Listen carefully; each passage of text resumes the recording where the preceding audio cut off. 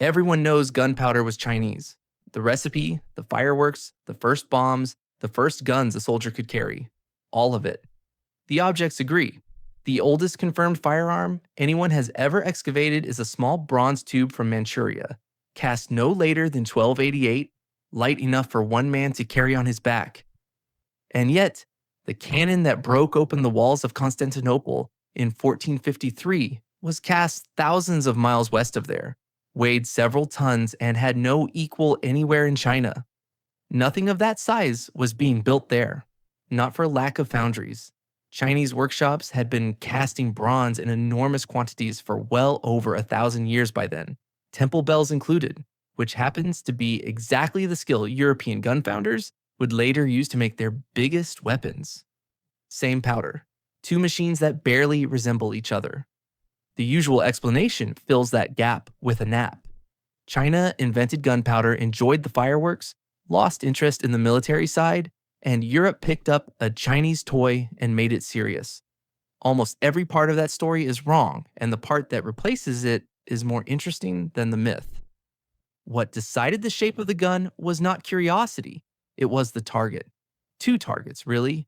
The wall an army had to break, and the enemy it expected to meet in open country. Those two things look completely different at the two ends of Eurasia. The guns grew to match them, the way a tool grows toward the job in front of it. The wall is the part almost nobody expects, and it comes back at the end in a way I did not see coming the first time I read about it. Start with the record that gets skipped. The earliest known written formula for gunpowder appears in a Chinese military compendium called the Wujing Zongyao, compiled around 1044. It gives more than one mixture, and the interesting thing about all of them is how little saltpeter they contain. Saltpeter is the ingredient that supplies oxygen, and without a high proportion of it, the powder burns fiercely rather than exploding. Early Chinese powder was a fire weapon before it was a propellant. That is not a failure. It was used to burn siege engines, to fill the air with smoke and poison to terrify horses. Out of that came the fire lance, which is the ancestor of every gun in the world, a tube of bamboo or metal lashed to a spear, packed with powder and scrap that threw a jet of flame and debris a few paces. Chinese sources describe them in action at the siege of Daean in 1132. Within a century, the tube had become metal, permanent, and reusable, and the scrap it threw had become the point of the weapon rather than a side effect. Powder went into bombs as well. Chinese armies used casings of cast iron packed with the mixture, and accounts of the siege of Kaifeng in 1232 describe a device whose name translates roughly as heaven-shaking thunder, lowered on chains against Mongol sappers digging at the foot of the wall. What a chronicler says such a weapon did to armored men is the sort of claim worth holding loosely. The casings are not a claim. Fragments of them come out of the ground. Then the objects start appearing. A bronze cannon from Wu Wei, usually dated to the 1220s, though the dating is argued over. The hand cannon from Heilongjiang province, excavated in 1970, cast no later than 1288, 34 centimeters long, and weighing 3.5 kilograms. A bull-mouthed gun from the ruins of Xanadu, the Mongol summer capital, carrying an inscription that dates it precisely to 1298. Chinese histories record a hand cannon used in a Manchurian campaign in 1287, with an officer reporting that the noise and confusion did more damage than the shot. So this is not a story about a civilization that stopped. Under the Ming, guns became standard issue on a scale Europe would not match for generations. Tonio Andrade, who has spent a career comparing the two military traditions, notes that Ming regulations by 1380 called for roughly a tenth of soldiers to carry firearms, and that by 1466, the figure had risen to a third. Europe did not reach that proportion until the middle of the 1500s. Any account that has China inventing the gun and then forgetting about it has to explain away those numbers, and it cannot. Picture one of those soldiers on the northern frontier in the 1400s. He is not standing behind a battlement. He is in a formation of men, most of them carrying spears and bows. and the gun in his hands is a stubby bronze tube on a wooden shaft. It takes two people to use properly, one to steady it, and one to touch a slow burning cord to the little hole at the back. It fires pebbles, ceramic fragments, sometimes a lead ball, at a range where he can see the faces of the men in front of him. Then it takes him a long, ugly stretch of time to reload, during which he's holding a metal club. So the whole formation is built around covering that gap. Gunners fire in ranks and rotate to the back to reload while the next rank steps up. Spearmen stand in front of them, and archers keep shooting through the pauses because a bow does not have pauses. The gun is one instrument in a band. It is loud, it terrifies horses, it punches through armor that an arrow would glance off. And it is never left alone to win anything by itself. Nothing about that arrangement is backward. It is what you build when the weapon is powerful and slow, which is what every early firearm on Earth was. The enemy he is trained to expect is mounted. Steppe cavalry moved fast, chose the moment of contact, and could break off whenever the odds turned. Against a horseman who can be 300 meters away and then gone. A weapon that fires once and needs a minute to reload is close to useless unless the men around it can hold the line. That is the observation at the heart of Kenneth Chase's global history of firearms. The societies whose most dangerous enemies were nomadic horse archers had every reason to keep guns small, light, and secondary because early firearms simply did not solve that particular problem. Look at what the Ming built instead. The wall that everyone photographs today, the brick-faced one that runs along the ridgelines north of Beijing, is largely a project of the 14 and 1500s, put up over generations at staggering cost while those firearm quotas were climbing. Guns went onto it, pointing outward at men and horses. The strategic problem was never how to knock a city down. It was how to stop an enemy who did not want to besiege anything from riding past you into the farmland behind. Now the other target, the wall. A Chinese city wall was not a European city wall. It was, in most cases, a rammed earth structure, faced with brick or stone, built by ramming layer after layer of soil, until it set almost like weak concrete, and it could be 10 to 20 meters thick at its base. A stone ball smashing into that does more or less what a stone ball does when you throw it at a hillside. The energy goes into the earth and stops. Andrade's argument, which I find hard to get around, is that there was no prize waiting at the end of building a bigger gun in China, because the thing a bigger gun would be pointed at could not be knocked down that way. Europe's walls were the opposite kind of object, high, comparatively thin, built of masonry that was strong under compression and brittle under a sharp blow, beautiful, expensive, and, as it turned out, breakable. Gunpowder reached Europe sometime in the second half of the 1200s. How is genuinely unresolved. The Mongol conquests are the usual route proposed, since they connected China to the eastern edge of Europe in a single lifetime, but nobody has produced the document that would settle it. And independent transmission through the Islamic world is also argued. I would rather say plainly that we do not know than pretend there's a clean line on a map. What we do have is a date for the picture. In 1326, an English clerk named Walter de Millamete produced an illustrated treatise for the young Edward III, and in the margin of one page sits a vase-shaped pot on a trestle with an armored man touching a hot iron to it and a large arrow emerging from the mouth. It is the earliest known European image of a gun.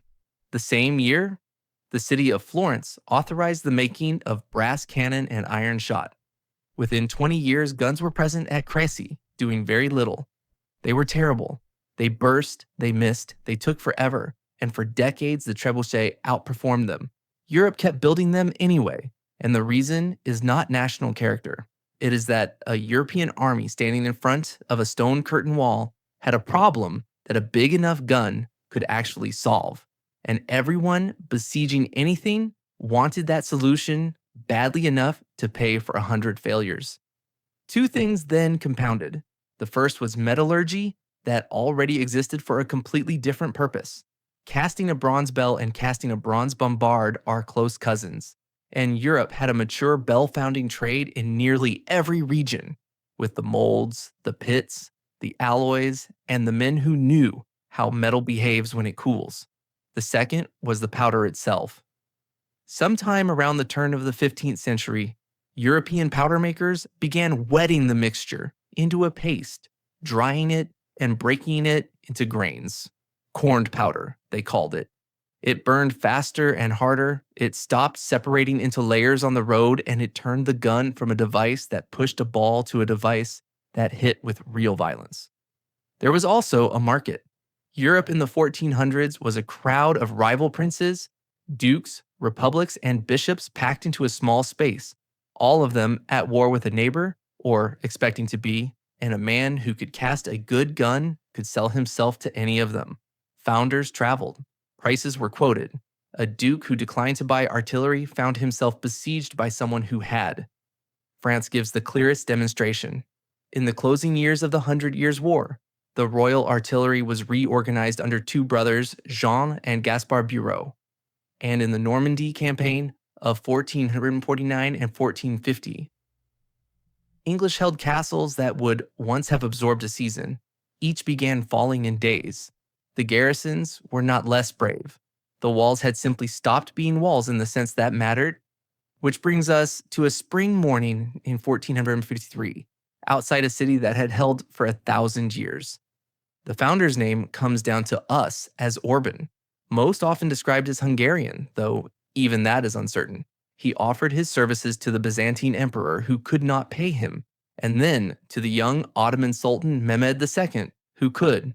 What he cast was a bombard so large it needed teams of oxen to drag it into position and hours between shots while it cooled. It was not an elegant weapon. It did not need to be.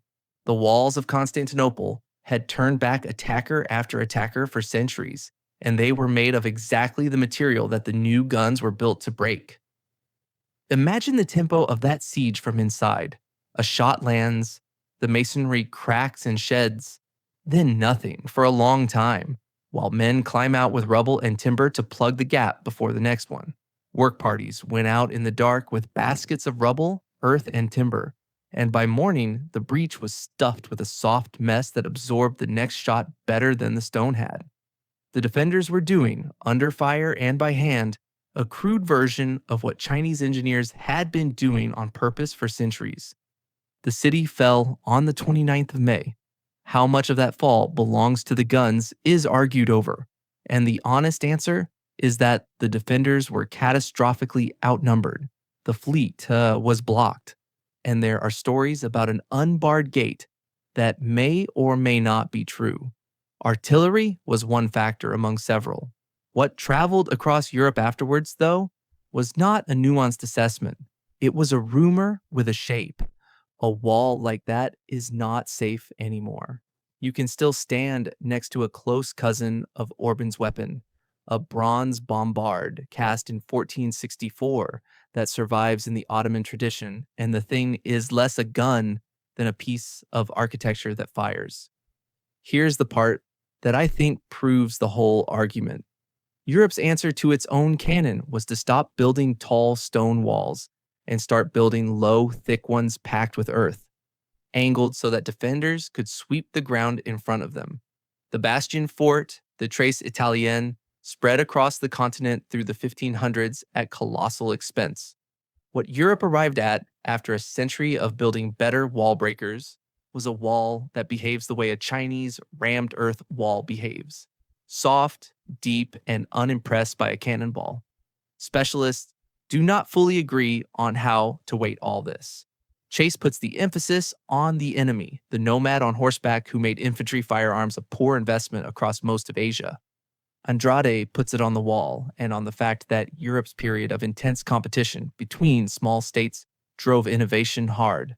My own reading is that these are not really rivals. The nomad explains why Chinese guns stayed small and personal.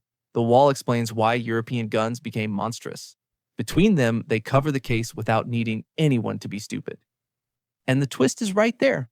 China never lost a race. The giant cannon is not a measure of how clever a civilization is, any more than a snowplow is a measure of engineering talent in a country that never sees snow. It is a measure of what stands in front of the army. The clearest evidence for that is what happened next.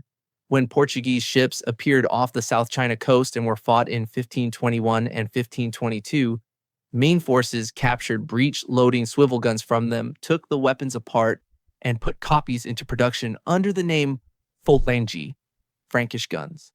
That took a couple of years, not a couple of centuries. 100 years later, facing a serious threat from the north, the Ming imported and then cast European-style long cannon called Hongyipao, the red barbarian cannon, and Chinese founders went on to improve them by combining European barrel design with their own iron and bronze casting methods. Those long cannon went straight to the frontier fortresses, and at the siege of Ninyuan in 1626, the defense of the town rested heavily on them. A system that had genuinely stopped caring about guns does not behave like that.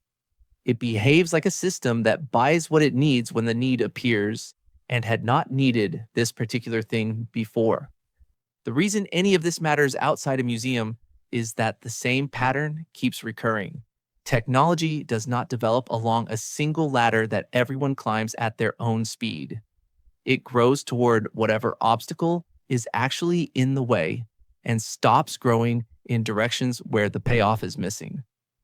Places that skipped landline telephones because copper wire never arrived went straight to mobile phones, and in several cases, to mobile payments years before wealthier countries with perfectly good banks bothered, not smarter, different obstacle. The same logic runs the other way too, and it is worth being uncomfortable about. A capability that looks like proof of superiority is often just proof that somebody had a very specific problem and enough money to keep failing at it. Europe spent 100 years and a fortune learning to break a kind of wall that only Europe had built in the first place. What came out the far end of that spending was a technology that turned out to travel extremely well onto ships into other people's harbors against fortifications on 4 continents. That was not the goal anyone set. It was a side effect of a local argument about masonry, and the world spent the next 4 centuries living inside the consequences of it. There is a bronze tube in a museum case in Harbin, 34 centimeters long, 3.5 kilograms, a bulge at one end where the powder went, and a small hole where the fire went in. It was made no later than 1288, and it was designed to kill a man about 20 paces away.